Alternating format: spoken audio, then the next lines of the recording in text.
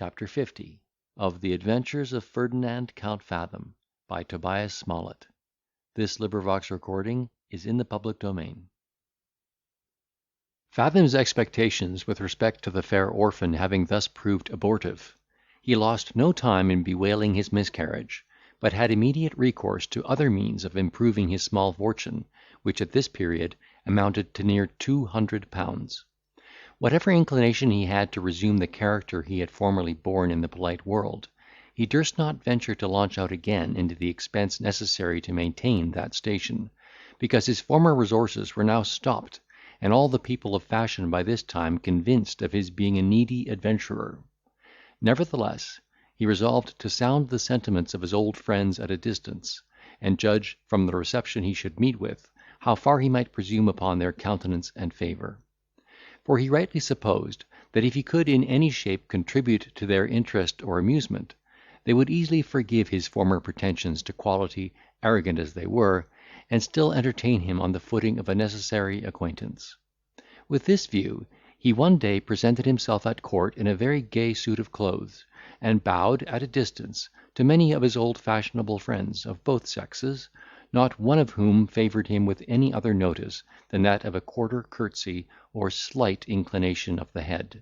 for by this time the few that remembered him knew from what retirement he now emerged, and avoided him accordingly as the jail infection.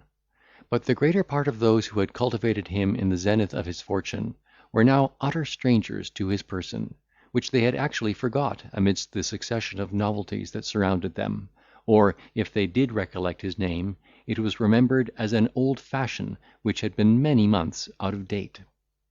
Notwithstanding these mortifying discouragements, our hero that same evening effected a lodgment in a certain gaming house not far from St. James's, and as he played pretty high, and made a parade of his ready money, he was soon recognised by divers persons of consequence, who cordially welcomed him to England, on pretence of believing he had been abroad, and with great complacency repeated their former professions of friendship. Though this was a certain way of retaining the favour of those worthies, while his finances continued to flourish, and his payments were prompt, he knew the weakness of his funds too well to think they could bear the vicissitudes of play, and the remembrance of the 2 British knights who had spoiled him at Paris hung over his imagination with the most frightful presages. Besides, he perceived that gaming was now managed in such a manner as rendered skill and dexterity of no advantage; for the spirit of play having overspread the land like a pestilence, raged to such a degree of madness and desperation, that the unhappy people who were infected laid aside all thoughts of amusement, economy, or caution, and risked their fortunes upon issues equally extravagant, childish, and absurd.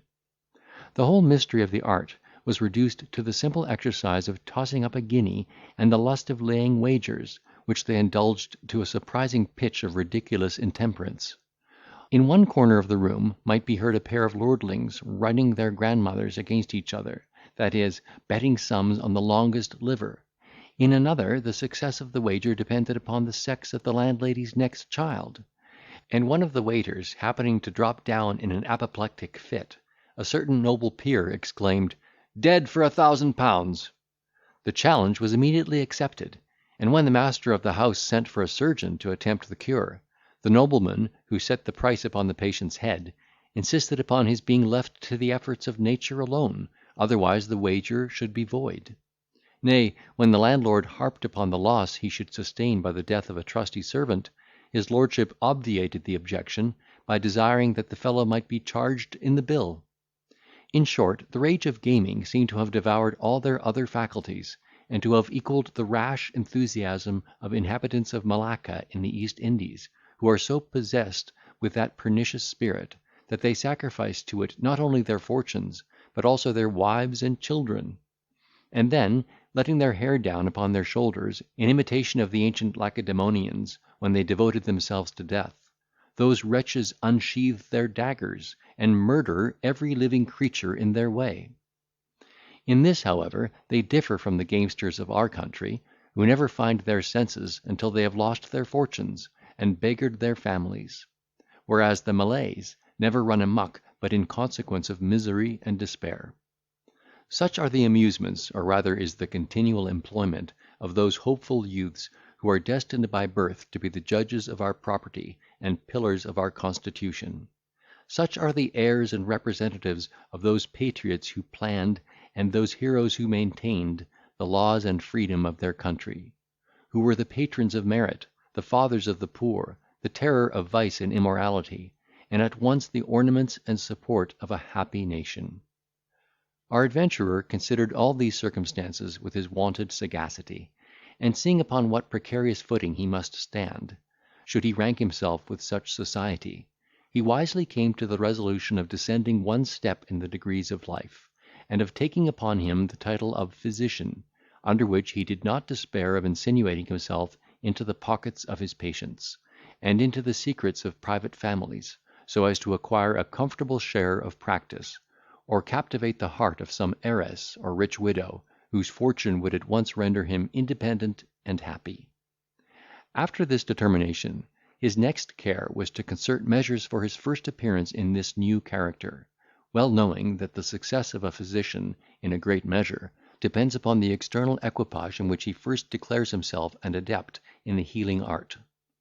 He first of all procured a few books on the subject of medicine, which he studied with great attention during the remaining part of the winter and spring, and repaired to Tunbridge with the first of the season, where he appeared in the uniform of Asclepius, namely, a plain suit, full trimmed, with a voluminous tie periwig, believing that in this place he might glide, as it were, imperceptibly into the functions of his new employment, and gradually accustom himself to the method and form of prescription.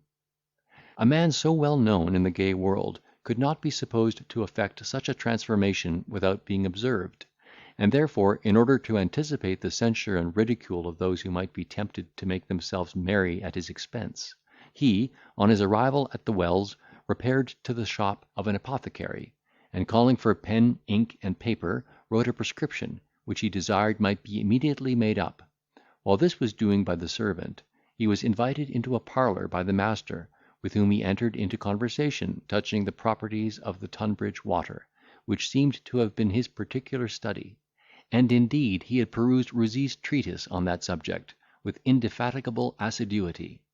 From this theme he made digressions into other parts of medicine, upon which he spoke with such plausible elocution, that the apothecary, whose knowledge in that art was not very profound, looked upon him as a physician of great learning and experience, and hinted a desire of knowing his name and situation.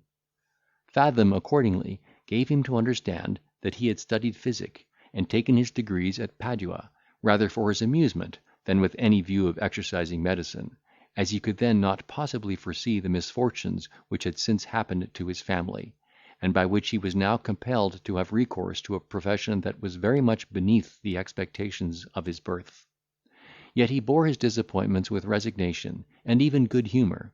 and blessed his stars for having inclined him to the study of any branch of knowledge by which he might be enabled to laugh at the vicissitudes of fortune. He then observed that he had practised with some applause at the Hot Well near Bristol before he thought he should be ever reduced to the necessity of taking a fee, and that, in all probability, his metamorphosis, when known, would furnish matter of surprise and merriment to some of his old acquaintance. The apothecary was equally struck with his polite address, and pleased with his agreeable discourse. He consoled him for the misfortunes of his family, by assuring him that in England nothing could be more honourable, or indeed profitable, than the character of a physician, provided he could once wriggle himself into practice; and insinuated that, although he was restricted by certain engagements with other persons of the faculty, he should be glad of an opportunity to show his regard for Dr. Fathom. This was a very effectual method which our hero took to intimate his new character to the public. By the industry and communicative disposition of the apothecary, it was circulated in half a day through every family in the place; and next morning, when Ferdinand appeared, the company forthwith assembled in separate groups, and from each knot he heard his name reverberated in a whisper. Having thus announced himself to all whom it might concern, and allowed the ladies 2 days to discuss the merit of his transfiguration, together with the novelty of the case, he ventured to salute at a distance a lady and her daughter, who had been his patients at the Hot Well, and although they honoured his bow with the return of a slight curtsy, they gave him not the least encouragement to make a nearer approach. Notwithstanding this rebuff, he concluded that, should the health of either come in question, they would renew their application to his skill, and what was refused by their pride would be granted by their apprehension. Here, however, he happened to be mistaken in his conjecture. The young lady being seized with a violent headache and palpitation, her mother desired the apothecary to recommend a physician, and the person with whom he was contracted being at that time absent, he proposed Dr. Fathom, as a man of great ability and discretion. But the good lady rejected the proposal with disdain, because she had formerly known him in the character of a count, though that very character was the chief reason that had then induced her to crave his advice. Such is the caprice of the world in general, that whatever bears the face of novelty captivates, or rather bewitches the imagination, and confounds the ideas of reason and common sense. If, for example, a scullion, from the clinking of pewter, shall conceive a taste for the clinking of rhyme, and make shift to bring together 20 syllables, so as that the 10th and last shall have the like ending, the composition is immediately extolled as a miracle, and what appeals to the admiration is not the wit, the elegance, or poetry of the work, but the uncultivated talent and humble station of the author. A reader does not exclaim, "What a delicate sentiment! What a beautiful simile! What easy and musical versification!" but cries in rapture, "Heavens! What a prodigy! A poet from the scullery! A muse in livery! Or Apollo with a trowel!" The public is astonished into liberality, the scullion eats from those trenchers he scoured before, the footman is admitted into the coach behind which he was wont to stand, and the bricklayer, instead of plastering walls, bedaubs his illustrious partner with the mortar of his praise. Thus lifted into a higher sphere, their talents receive cultivation, they become professed bards, and though their subsequent works bear evident marks of improvement, they are neglected among the rest of their brethren, because that novelty, which recommended them in the beginning, no longer remains. So it fared with our adventurer in his new occupation. There was something so extraordinary in a nobleman's understanding medicine, and so uncommon in a physician's prescribing gratis, that the curiosity and admiration of the company at Bristol were engaged, and they followed his advice as the direction of some supernatural intelligence. But now that he professed himself one of the faculty, and might be supposed to have refreshed his memory and reinforced his knowledge for the occasion, he was as much overlooked as any other physician unsupported by interest or cabal, or at least the notice he attracted was not at all to the advantage of his character, because it wholly regarded the decline of his fortune, which is a never failing fund of disgrace. These mortifications did not overcome the patience and perseverance of Fathom, who foresaw that the soothing hand of time would cast a veil of oblivion over those scenes which were remembered to his prejudice, and that in the meantime, though he was excluded from the private parties of the fair sex, in which his main hope of success was placed, he should be able to insinuate himself into some degree of favour and practice among the male patients, and some lucky cure, properly displayed, might be the means of propagating his fame, and banishing that reserve which at present interfered with his purpose. Accordingly, it was not long before he found means to break that spell of universal prejudice that hedged him in. At the ordinary which he frequented, his polite carriage, facetious remarks, and agreeable stories soon conciliated the regard of his fellow guests, among whom he sometimes rallied his own transformation with singular good humour and success. He was even witty upon his want of employment, and used to observe that a physician without practice had one comfort to which his brethren were strangers, namely, that the seldomer he had occasion to prescribe, the less he had upon his conscience an account of being accessory to the death of his fellow creatures. Nothing so effectually blunts the shafts of ridicule, and defeats the aims of slander, as this method of anticipation. In spite of the arrows that were levelled against his reputation from every tea table at Tunbridge, he made his party good among almost all the gay young gentlemen that frequented the place. Far from avoiding his company, they began to court his conversation, and he was commonly seen in the walks surrounded with a group of admirers.